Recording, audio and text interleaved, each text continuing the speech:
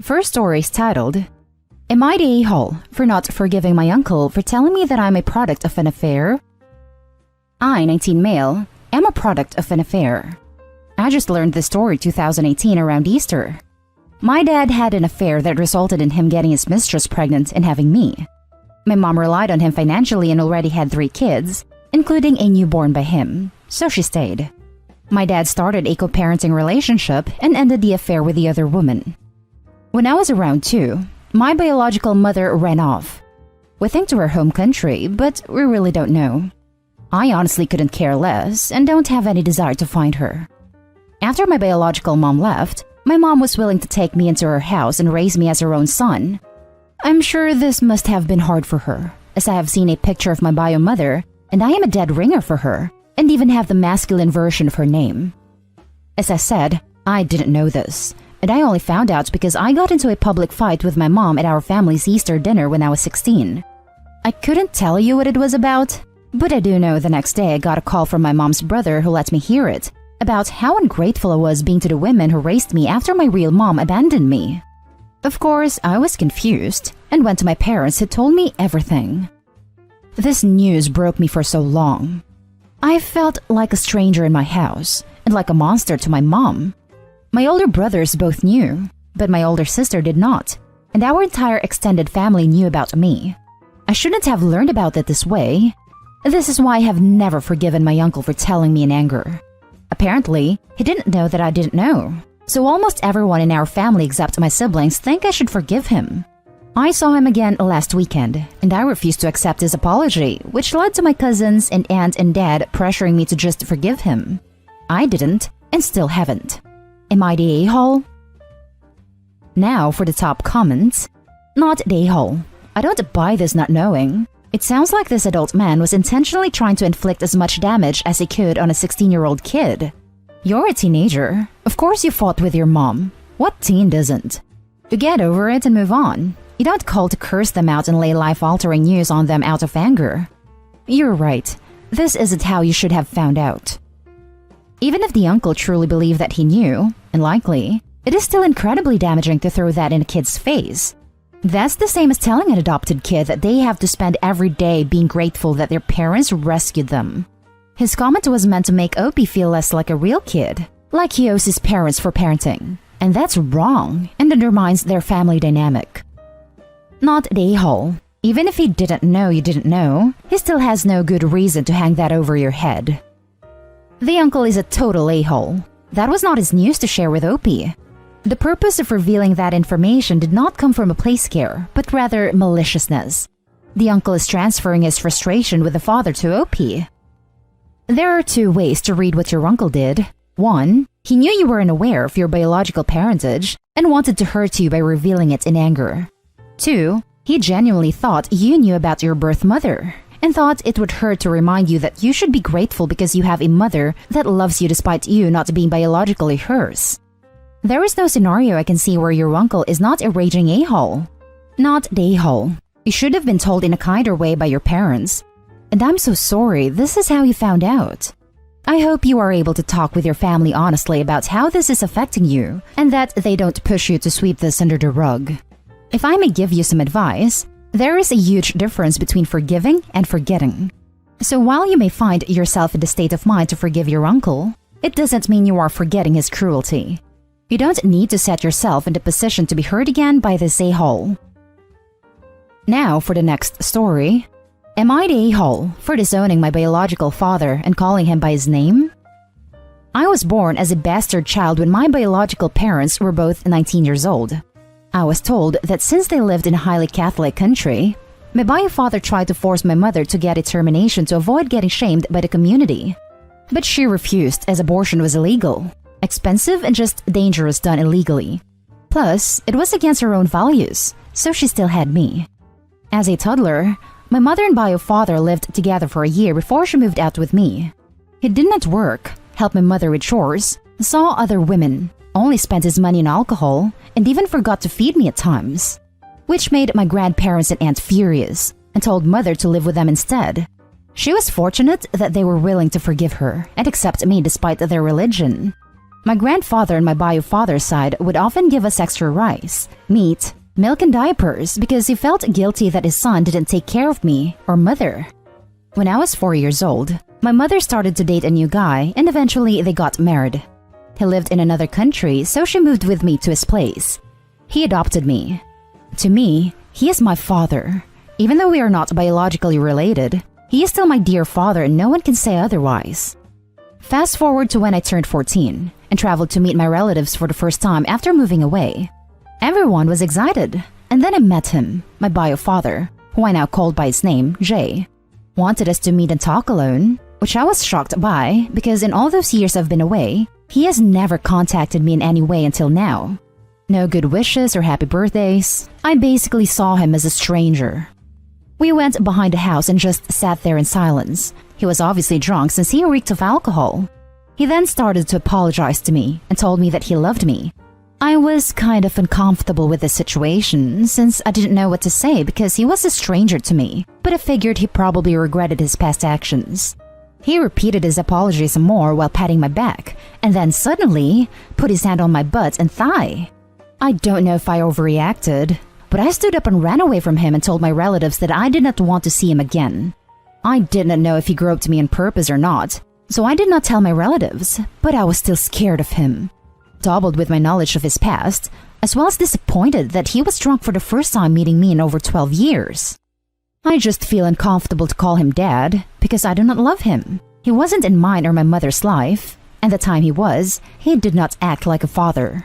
Now he tries to contact me every few months with a happy birthday my baby girl or more apologies, but I do not want to see him. Not the a-hole. It takes more than genetics to be a father. He wasn't there to raise you. Therefore, he is not your father. After 14 years, to be drunk and try to violate you is just disgusting. Don't ever see him again. Where does he get off calling Opie by an endearing pet name like baby girl when he did nothing to deserve such honor? He is essentially a stranger. I would go ahead and block him from any social media platform. A family member should have supervised the meeting when Opie was 14, especially if the father was visibly drunk. I hope everyone knows that his lack of action, ignoring you for years, and his disgusting actions, unwanted touching, are the reasons Opie disowned their father.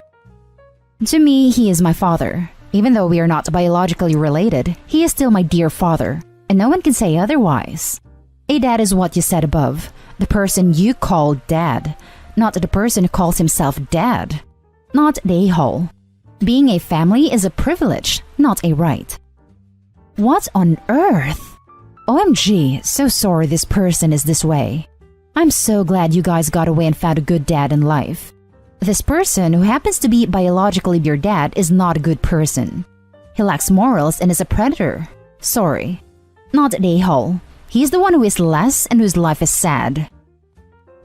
The next story is titled, Am I the a-hole for telling our son that if he drops out of school, he has 6 months to move out?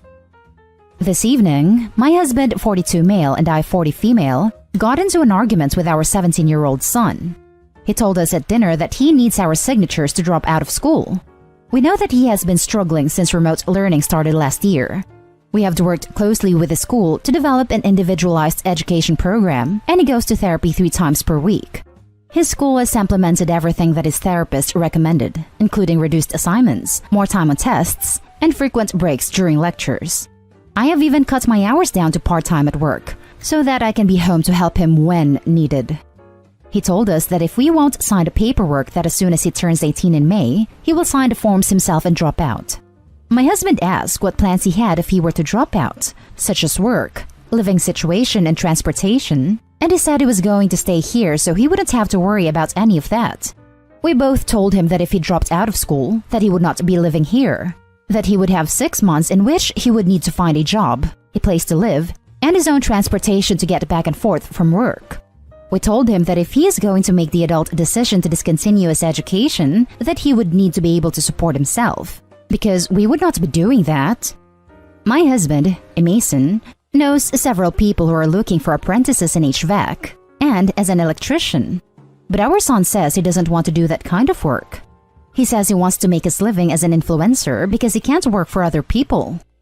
We told our son that our decision stands, that at this time he has three choices: graduate and get a job/go to college, graduate and work a trade, or leave. Our son called us both stupid a-holes and told us we don't understand that he doesn't want to work like dad. Am I the a-hole for telling our son that if he drops out of school, he has 6 months to move out? Now for the top comments.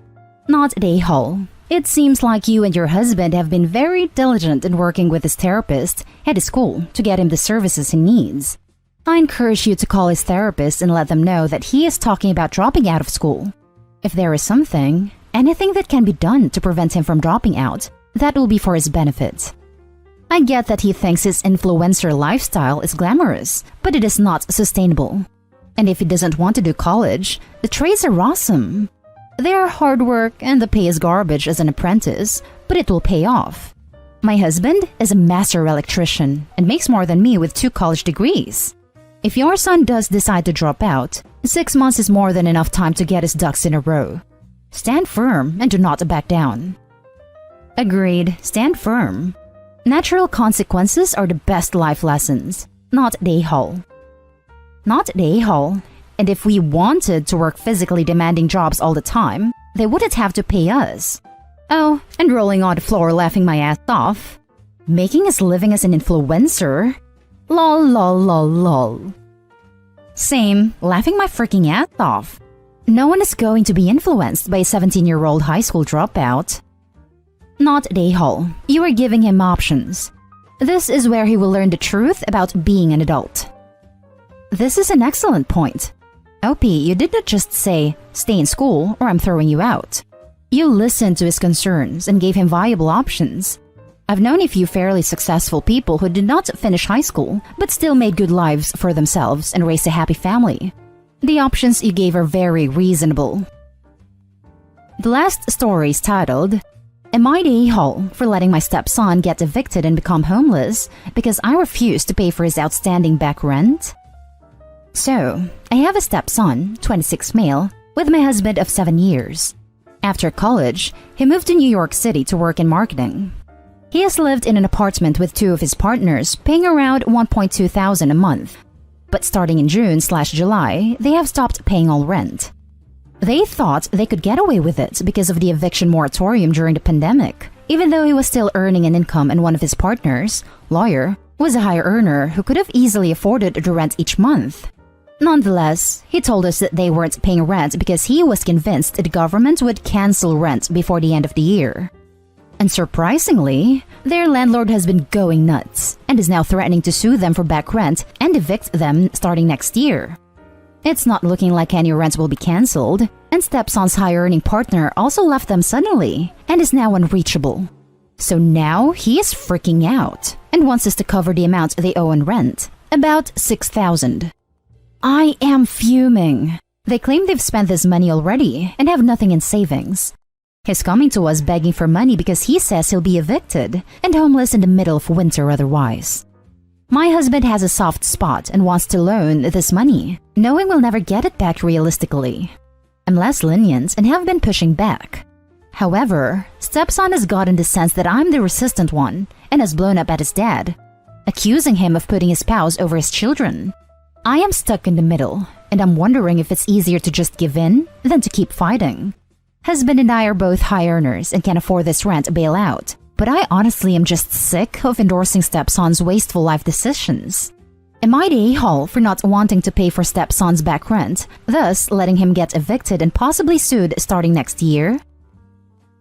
Now for the top comments. Not the a-hole.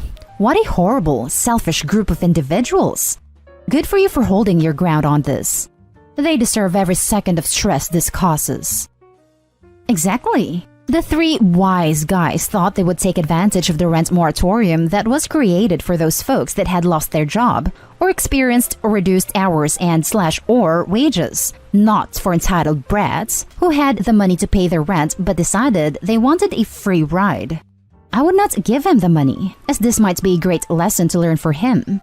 Maybe it might teach him to be thankful of what he has and not what he doesn't. I remember an old saying of my mama's. I cried because I had no shoes until I saw a man with no feet.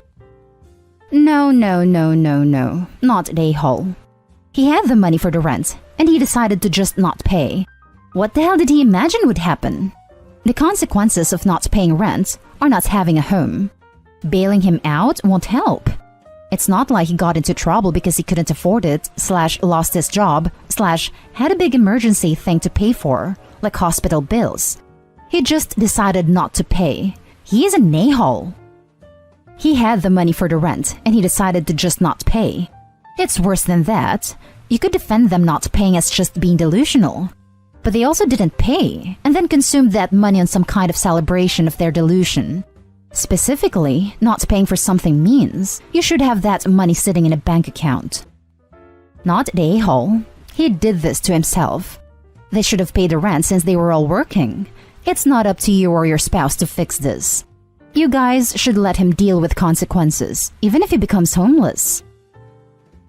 And that's the end of this video, folks. As always, leave a comment and hit like and subscribe. And if you want more of this content, turn your notification on to get updated on the latest videos. And I'll catch you with the next one. Stay safe.